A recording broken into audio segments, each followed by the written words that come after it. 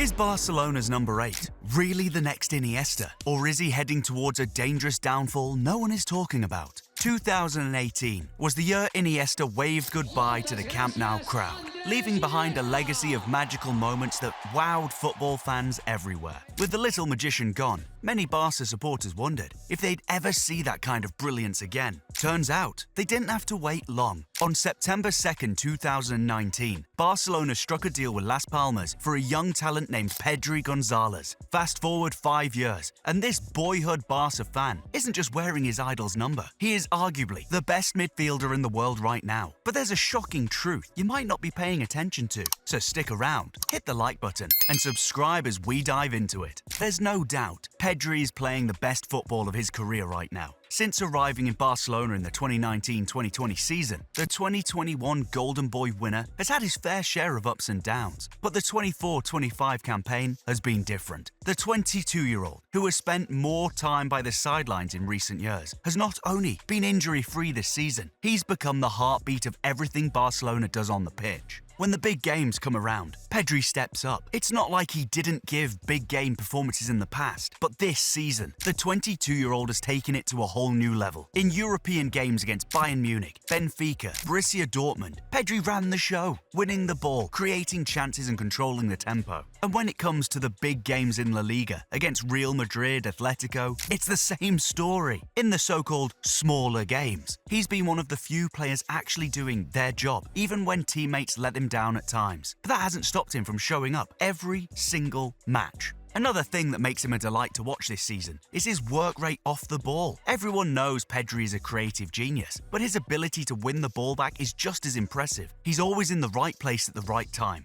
cutting off passing lanes and shutting down space like a seasoned pro. He's not the strongest or the fastest player out there, but what he lacks in physicality, he makes up for it with smart positioning and quick decision making. Want an idea of just how good he has been? As of January 2025, with 97 recoveries, no player in Europe's top 5 leagues has one possession in the midfield third more times than Pedri. Bringing it back home to La Liga, he ranks third for most chances created from open play this season, with 42. Go back to games like the one against Sevilla, and you see Pedri's influence was on full display in Barca's 4-1 win, creating 5 chances from open play. To put that into perspective, that's as many as Sevilla's entire team combined, and more than all Barcelona teammates put together. And with every good performance this season, Barcelona's number 8 has had fans on social media singing his praises, with tweets like these. If you watch Pedri play football and think there's another central midfielder better than him, you shouldn't be allowed an opinion on the sport. Respectfully. How much do you have to hate football to reduce this guy to just efficiency and numbers? Pedri represents what football is really about, and there's no better place to show that than FC Barcelona. Pedri is currently the best midfielder in the world. The god of football blessed us with an Iniesta regen, who might just be better. Never compare Pedri with anyone in this world.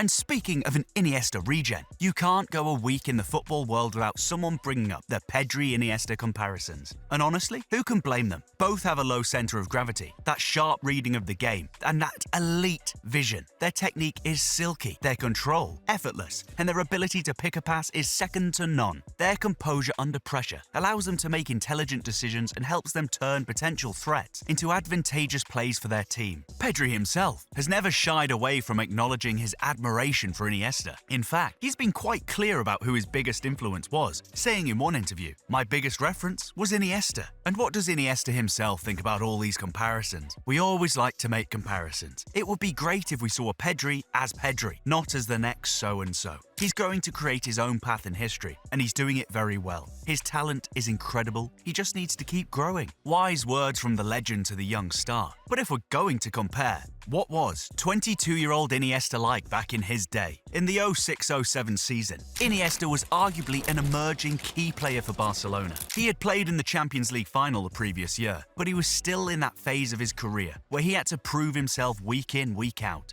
Under Frank Rijkaard, he was often moved around the pitch, adapting to different midfield roles as needed. And despite this tactical flexibility, the season remains Iniesta's highest scoring campaign to date. He played 56 games, scoring 9 goals and 6 assists. But it wasn't until the 2008-09 season that Iniesta became a nailed-on starter. He had to wait his turn in a stacked midfield that featured the likes of Deco, Motta, Edmilson, and of course, Xavi. And so by the time Iniesta was finally handed the keys to Barcelona's midfield at 24, he was fully prepared. From his debut in 2002 at just 18 years old to 2006 where he turned 22, he had played 125 games, mostly as a peripheral figure, accumulating a total of 6,168 minutes. Now, compare that to Pedri, who has played more minutes of football at such a young age, and you see there might be a potentially serious problem that could have long-term consequences for both him and Barcelona. But before we talk about that, how about you hit the like and subscribe button if you haven't already?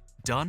Good. Now, let's talk about Pedri and the dangers that have come with overplaying him. When Ansu Fati and Pedri broke into Barcelona's first team in 2019, it felt like the dawn of a new golden era. But while their talent was undeniable, the relentless schedule of top-level football quickly turned their promising start into cautionary tales. Fati's story is well known these days. A generational talent struck down by injuries, struggling to rediscover the magic that once made him one of Europe's most exciting young players. As for Pedri, he had been walking a dangerously similar path, and his workload in his debut season almost looking like it would cripple his career. In the 2020-21 season, when he signed for Barca, Ronald Koeman used Pedri like a veteran, handing him 53 appearances in his debut campaign as Barcelona fought on multiple fronts. That alone was a heavy burden for an 18-year-old. But things got even worse when Luis Enrique called him up for Spain in March 2021, immediately throwing him into the Euro 2020 qualifiers. That should have been the end of his season, but instead, Pedri was sent to Japan for the Olympics. After an already exhausting year, he was now being asked to carry Spain on the biggest stage for young players. Predictably, he looked drained, and you could tell by that one viral image of him in the national team colours looking like he had aged quickly. And by the time the tournament ended, he had played 73 games, taking in over 4,000 minutes in less than a year. Just to put that into perspective, 37 La Liga matches, 6 Copa del Rey fixtures, 2 Spanish Super Cup games, 7 UEFA Champions League appearances, and 20 matches for Spain. To make it even crazier, he wasn't just outpacing his fellow young players, he played more games than seasoned pros like Bruno Fernandes. You could tell the whole thing was irresponsible by the outrage of fans on X, who tweeted their disapproval. Barca and Spain were so irresponsible with Pedri. 73 games in one season as an 18-year-old is criminal. Professional people allowed Pedri to play over 70 games in a season at the age of 17. Pedri looks completely spent, physically and mentally. He has to rest. Hopefully, the club will give him a few weeks of holidays. He needs it. Barcelona might have fully given Pedri the rest he desperately needed, but that didn't mean he was going to avoid injuries altogether. The damage had already been done.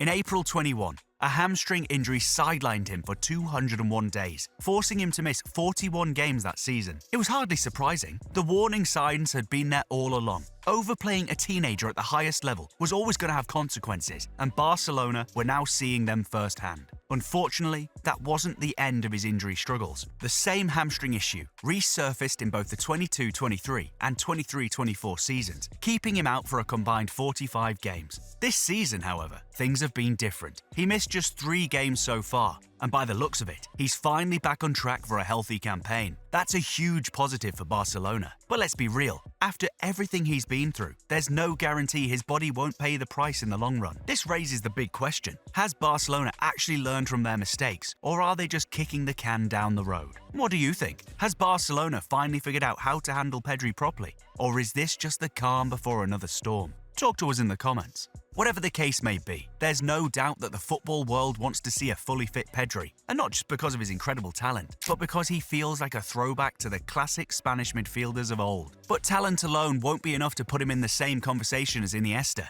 If Pedri is to match that legacy, he needs to start stacking up silverware.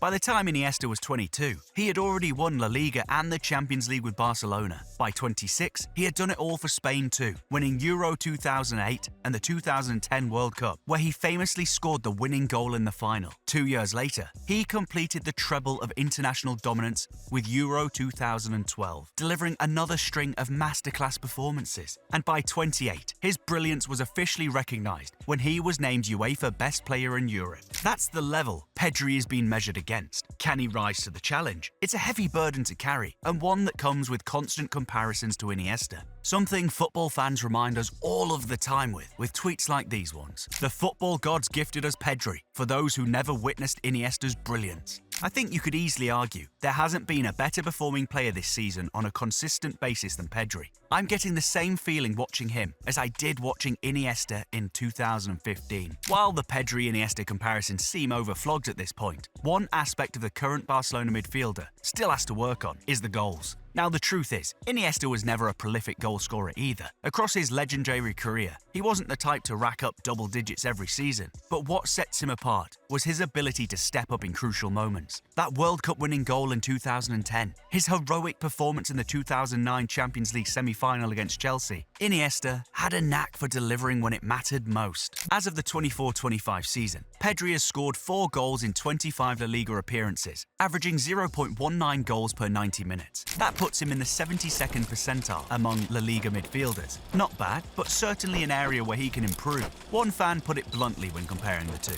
I'm old enough to have watched both and think Pedri can be in the same tier technically as the carrier, and creatively, he just lacks the goal threat. The numbers back that up. Pedri has an impressive 66.67 shot accuracy, meaning he's capable of finding the target when he does take a shot. But here's the issue, is he doesn't shoot enough. Just like Iniesta, his instinct is to create rather than execute. But here's the thing, modern football demands more from midfielders. Today's elite central players, the likes of Kevin De Bruyne, aren't just playmakers, they're goal threats too. If Pedri wants to take his game to the next level and truly stand among the best, he has to be more assertive in front of goal. Pedri's journey has been nothing short of extraordinary. From playing an exhausting 73-game season at just 18 to battling reoccurring injuries, his career has already had its share of highs and lows. Yet despite the setbacks, he remains Barcelona's midfield heartbeat, drawing constant comparisons to Iniesta with his vision, technical brilliance, and game intelligence. But football evolves and so must he. While his playmaking ability is undeniable, his goal-scoring output remains a work in progress. At just 22, there's still time to refine that side of his game, and Barcelona, under Flick, is doing their part to manage his workload and keep him at peak performance. For now, Pedri continues to dictate play, memorize fans, and redefine what it means to be a modern midfielder. If he stays fit and keeps evolving, there's no telling how far he can go. Now, over to you. Can Pedri truly live up to the Iniesta comparisons? Or should we start appreciating him as his own player? And do you think Barcelona has finally learned from their past mistake when it comes to managing young talents? Let us know in the comments. If you enjoyed this deep dive, make sure to hit the like button, subscribe, and turn on notifications so you never miss an update. And stick around, there's another juicy video coming up that you won't want to miss.